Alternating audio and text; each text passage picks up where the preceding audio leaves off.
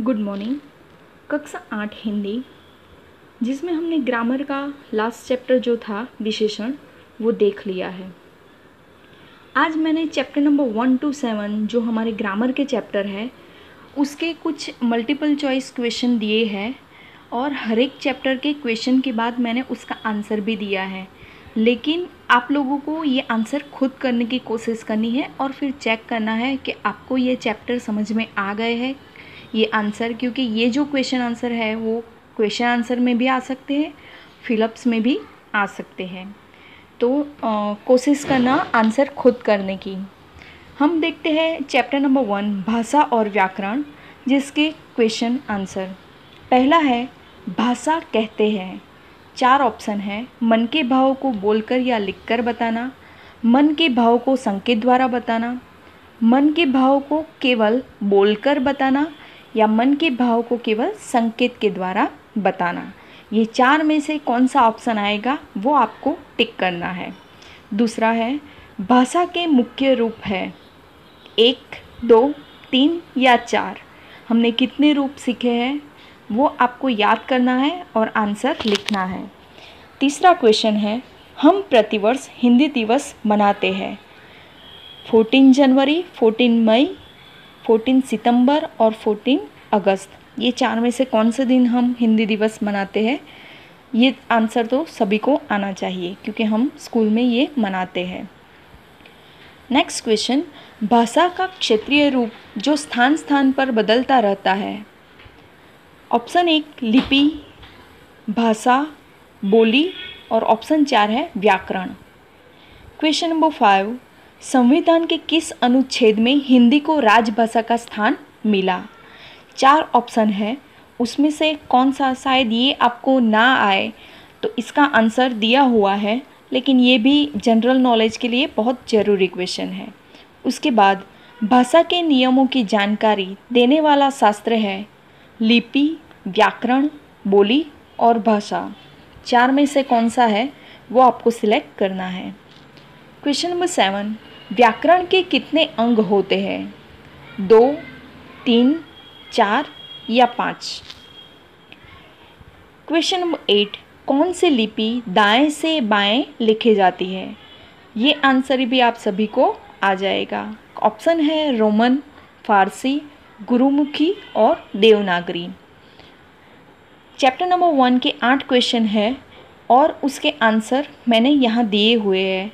आप ये answer check कर लेना और अगर आपका कोई गलत आंसर हो तो उसे सही करके उसे फिर से पढ़ लेना। ये जो क्वेश्चन आंसर मैंने दिए हैं वो आपको लिखने की ज़रूरत नहीं है, लेकिन लर्न ज़रूर करना। अब हम देखते हैं चैप्टर नंबर 2 वर्ण विचार। पहला क्वेश्चन है भाषा के ध्वनि समूह कहलाते हैं। ऑप्शन शब्द, स्वर, वर्ण और व्यंजन। क्वेश्चन नंबर 2, वर्णमाला का अभिप्राय है वर्गों की माला, वर्ण विचार, वर्गों के समूह को या इनमें से कोई नहीं। क्वेश्चन नंबर 3, व्यंजन के उच्चारण में सहायता लेनी पड़ती है। व्यंजन वर्णमाला की, स्वर की या इनमें से किसी की नहीं। नेक्स्ट क्वेश्चन है विसर्ग का चिन्ह है। यहाँ पे 4 चिन्ह दिए हैं, आपको पहचानना है कि इसमें विसर्ग का चिन्ह कौन सा है। उसके बाद है एक चिन्ह है और नीचे दिया गया है कि ये चिन्ह ये 4 में से कौन सा है? अनुस्वार का है, मात्रा का है, विसर्ग का है या अनुनासिक का है।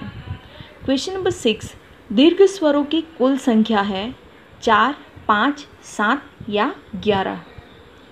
नेक्स्ट क्वेश्चन है उच्चारण के आधार पर स्वर के भेद होते हैं 2, 3, 4 या 7। क्वेश्चन नंबर 8, एक से अधिक व्यंजन जब जोड़कर बोले या लिखे जाते हैं तो वे कहलाते हैं व्यंजन, संयुक्त अक्षर, स्वर या इनमें से कोई नहीं।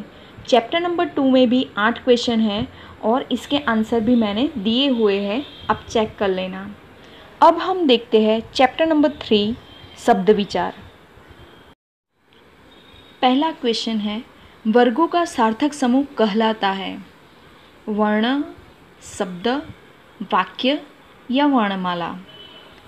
दूसरा क्वेश्चन है व्युत्पत्ति के आधार पर शब्द होते हैं 4 प्रकार के, 2 प्रकार के, 3 प्रकार के या 5 प्रकार के।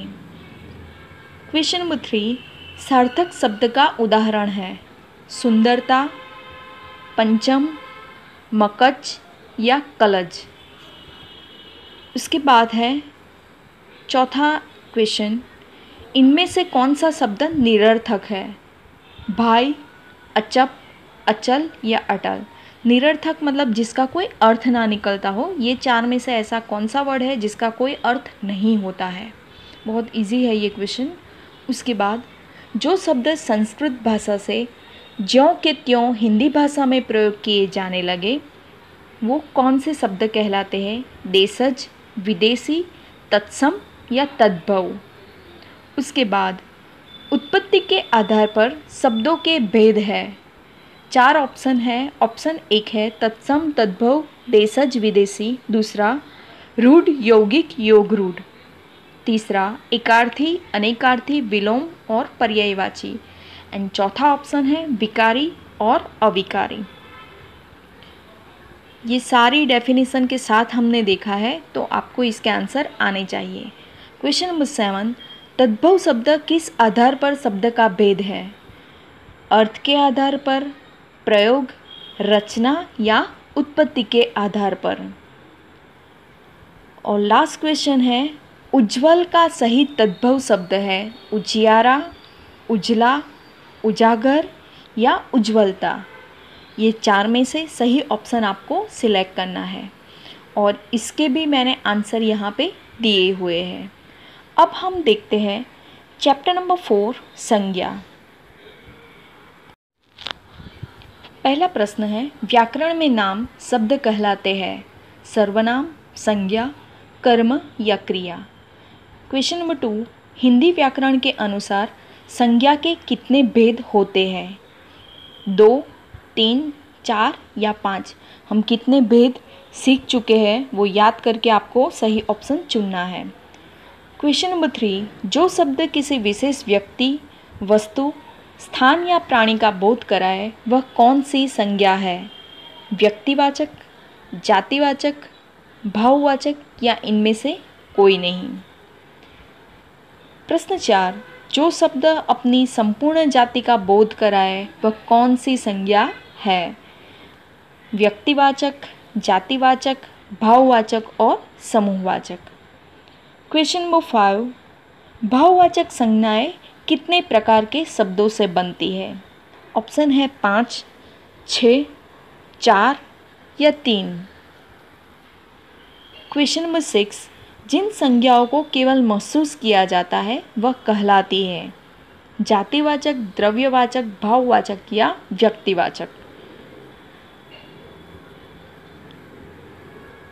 अब हम देखते हैं नेक्स्ट क्वेश्चन। चावल शब्द है भाववाचक, द्रव्यवाचक, व्यक्तिवाचक या जातिवाचक। अगर संज्ञा और उसकी डेफिनेशन अच्छे से समझे होगे तो ये हर आंसर आपको तुरंत आ जाएगा। इन शब्दों में जातिवाचक संज्ञा है प्रेम, अध्यापक, अपनापन या बुढ़ापा। ये 4 में से ऐसा कौन सा शब्द है जो पूरी जाति की ओर संकेत करता है?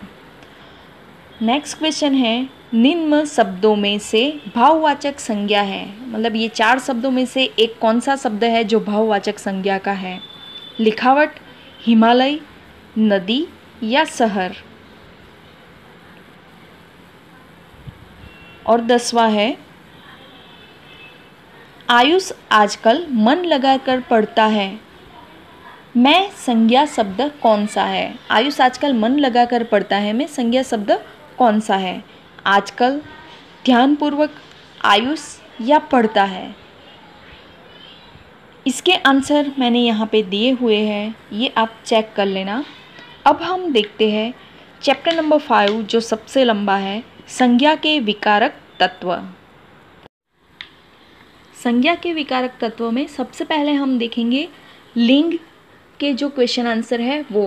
पहला क्वेश्चन है सदैव पुल्लिंग में प्रयोग किए जाने वाले शब्द है। ये 4 में से ऐसा कौन सा शब्द है जो सिर्फ पुल्लिंग में ही उपयोग या प्रयोग किया जाता है? ऑप्शन है मोर, सांप, भालू या कुत्ता?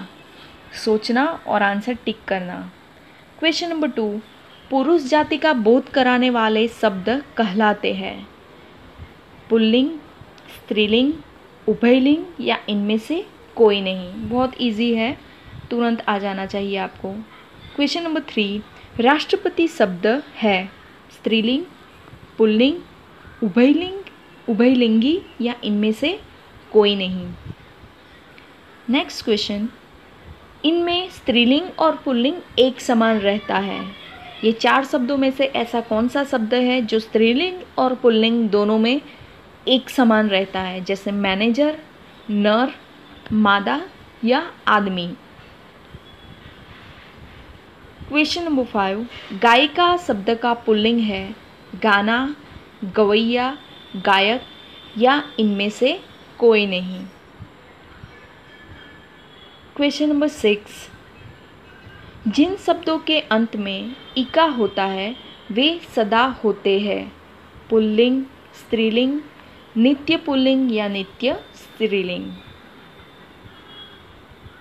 7वां है, कोयल शब्द है सदैव पुल्लिंग, स्त्रीलिंग, नित्य स्त्रीलिंग या नित्य पुल्लिंग। और 8वां और लास्ट क्वेश्चन है लिंग का। लिंग विकारक तत्व है संज्ञा का, भाषा का, विशेषण का या क्रिया का। अब इसके भी आंसर मैंने यहाँ पे दिए हुए हैं। अब हम देखते हैं इसमें दूसरा जो टॉपिक है वचन। पहला क्वेश्चन, वचन भेद है संज्ञा के, लिंग के, वचन के या विशेषण के। दूसरा क्वेश्चन है, एक वचन और बहुवचन भेद है संज्ञा के, वचन के, लिंग के या इनमें से कोई नहीं। क्वेश्चन नंबर 3, बड़ों को सम्मान देने के लिए प्रयोग करते हैं एक वचन, बहुवचन, संज्ञा या लिंग। क्वेश्चन नंबर 4, इनमें सदैव एक वचन शब्द का प्रयोग होता है? कला, भाषा, कथा और वर्षा। क्वेश्चन नंबर 5, सदा बहुवचन में प्रयोग किया जाने वाला शब्द है कला, बात, आग या हस्ताक्षर। क्वेश्चन नंबर 6, श्रोता शब्द का बहुवचन रूप है श्रोताओं, श्रोताएं, श्रोतागण या इनमें से कोई नहीं। जब बहुत सारे लोग सुनने वाले होते हैं तो इनमें से कौन सा शब्द हम यूज़ करते हैं? इसके आंसर भी आप लोग चेक कर लेना। अब हम देखते हैं इसमें जो तीसरा टॉपिक है कारक, उसके क्वेश्चन आंसर। पहला, संज्ञा या सर्वनाम को क्रिया से जोड़ने वाले चिन्ह कहलाते हैं? संज्ञा, सर्वनाम, क्रिया या कारक। दूसरा, कारक के भेद है 4, 5, 7 या 8। आप सीख चुके हो, आपको पता होगा। कारक चिन्ह को कहा जाता है रूप चिन्ह, संसर्ग चिन्ह, पद चिन्ह या विभक्ति चिन्ह। क्वेश्चन नंबर 4, संबोधन कारक के रूप में किस चिन्ह का प्रयोग किया जाता है? यहाँ पे 4 चिन्ह दिए गए हैं, आपको सही ऑप्शन सिलेक्ट करना है। और लास्ट क्वेश्चन है कारक का के की चिन्ह है संबंध कारक, अपादान कारक, अधिकरण कारक या संबोधन कारक। ये 3 जो शब्द है वो हम इसमें से कौन से कारक के लिए प्रयोग करते हैं? ठीक है, इसके आंसर भी चेक कर लेना। अब हम देखते हैं हमारा नेक्स्ट चैप्टर सर्वनाम।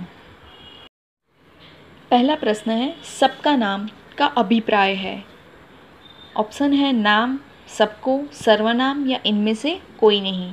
ये तो हमने अभी देखे हुए हैं और अगर आपने वीडियो ध्यान से देखे हैं तो आपको आ जाएंगे। पुरुषवाचक सर्वनाम के कितने भेद होते हैं? 2, 3, 4 या 5। क्वेश्चन नंबर 3, सर्वनाम वे शब्द हैं जिनका प्रयोग संज्ञा के स्थान पर होता है, विशेषण के स्थान पर होता है, क्रिया के स्थान पर होता है या इनमें से कोई नहीं। क्वेश्चन नंबर 4, सर्वनाम शब्द के उदाहरण हैं भाई बहन, हरा नीला, मैं, पर, वह, कोई। ये मैंने आपको वीडियो में भी ये क्वेश्चन आंसर करवाया है। 5वां है मैं वह तुम शब्द संबंध रखते हैं संबंधवाचक से, पुरुषवाचक सर्वनाम से, निश्चयवाचक सर्वनाम से या अनिश्चयवाचक सर्वनाम से। क्वेश्चन नंबर 6, संबंधवाचक सर्वनाम में संबंध रहता है दो शब्दों का के, की का, ने व से का, के लिए, को। ये 4 में से सही ऑप्शन आपको सिलेक्ट करना है। क्वेश्चन नंबर 7, इन्हें घर के पास मत बैठने देना में रेखांकित शब्द है इन्हें, और वो शब्द क्या हमें दर्शाता है वो आपको सिलेक्ट करना है। निजवाचक, निश्चयवाचक, अनिश्चयवाचक या संबंधवाचक। क्वेश्चन नंबर 8, नेहा तुम इतनी देर से क्या कर रही हो। पुरुषवाचक है, निजवाचक है, संबंधवाचक है या प्रश्नवाचक है। ये जो सेंटेंस है वो आपको ध्यान से पढ़ना है और आंसर सिलेक्ट करना है। और अब हम देखते हैं हमारा लास्ट चैप्टर विशेषण, उसका क्वेश्चन नंबर 1 हम देखेंगे। पहला क्वेश्चन है संज्ञा या सर्वनाम की विशेषता बताने वाले शब्द कहलाते हैं। ऑप्शन है संज्ञा, विशेषण, सर्वनाम या विशेष्य। क्वेश्चन नंबर 2, जिस शब्द की विशेषता बताई जाए उसे कहते हैं शब्द, विशेषण, विशेष्य या वाक्य। क्वेश्चन नंबर 3, इनमें से कौन सा विशेषण का भेद नहीं है। गुणवाचक, व्यक्तिवाचक, संख्यावाचक या सार्वनामिक। क्वेश्चन नंबर 4, संख्यावाचक विशेषण के उदाहरण हैं तेज मरियल, एक, बहुत, अगला पिछला, वीर, हरा। अब इसमें आपको सही ऑप्शन सिलेक्ट करना है, बहुत सोच के करना। क्वेश्चन नंबर 5, इतिहास शब्द का विशेषण रूप है ऐतिहासिक, ऐतिहासिक, इतिहास और इतिहासात्मक। ये 4 में से सही विशेषण का रूप आपको सिलेक्ट करना है और इसके आंसर चेक कर लेना। और डियर स्टूडेंट्स, हमारे ये चैप्टर नंबर 1 to 7 जो हमने टर्म 1 में लिए हैं वो सारे हमने बहुत अच्छे से किए हैं। इसके ये जो क्वेश्चन है वो भी आप ध्यान से 1-2 बार पढ़ोगे तो आपको याद हो जाएंगे। धन्यवाद।